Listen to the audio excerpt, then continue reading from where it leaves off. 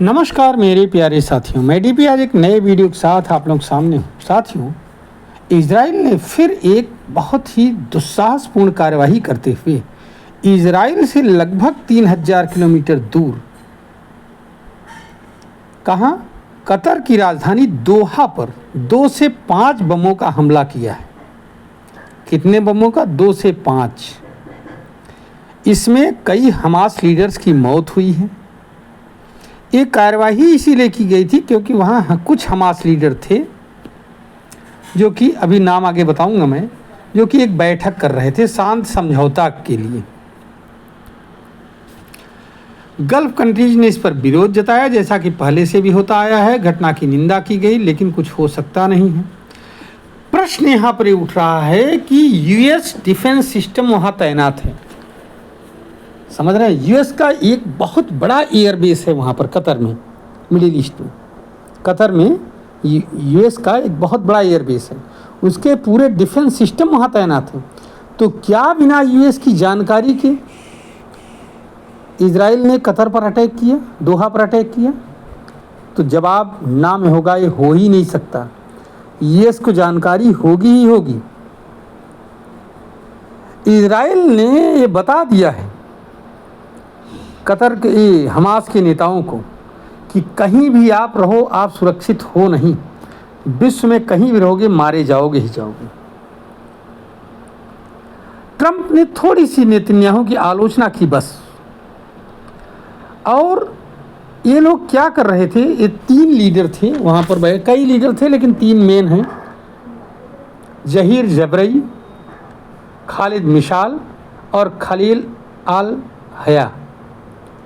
ये लोग थे वहाँ पर प्रमुख। ये लोग जो है यूएसए ने कोई एक प्रस्ताव दिया था, उस पर चर्चा कर रहे थे। अटैक हुआ तो कहा यह जा रहा है, अभी पुष्टि नहीं हो पाई है कि कौन मरा है कौन जिया है, लेकिन बीबीसी की खबर ये है कि 5 हमास लीडर्स मारे गए हैं, जिनमें खलील अल हया का लड़का भी है। दोपहर के 3 बजे कल अटैक किया गया है, ध्यान रखिएगा। कई मीडिया आउटलेट्स इस पर खबर दे रहे हैं लगातार, लेकिन यहाँ सबसे बड़ी बात यही है कि इजराइल के डिटर्मिनेशन की, और दूसरी बात ये फिर वही बात दोहराने की कि इतनी दूर आकर के किस अपार्टमेंट में कहाँ पर बातचीत चल रही है, इसका पता इजराइल आसानी से लगा ले रहा है। लेकिन वहीं अपने यहाँ बॉर्डर सटे हुए जगह गाजा के अंदर बंधक कहाँ पर हैं ये नहीं पता लगा पा रहा है। सोचिए आप लोग, ये क्या विश्वास मानने योग्य बात है? बाकी सब पता लगा ले रहा है, लेकिन बस वहीं 2-3 किलोमीटर, जो 7 किलोमीटर चौड़ी पट्टी है, 30 किलोमीटर लंबी है, उसमें नहीं पता लग पा रहा है कहाँ हैं लोग। और सब अंडरग्राउंड है। ऊपर से एक ऐसा ऑटोमेटिक बिजली सप्लाई है, हमें लगता है भाई जनरेटर चल रहा होता तो इजराइल को पता नहीं लग जाता कि 24 घंटे जनरेटर क्यों चल रहा है पावर सप्लाई के लिए। तो कोई न कोई अंदर पावर सप्लाई होगी, ऑक्सीजन की सप्लाई होगी, नहीं होती तो सब खत्म ना हो जाते। तो ये सब नहीं पता लगा पा रहा है इजराइल।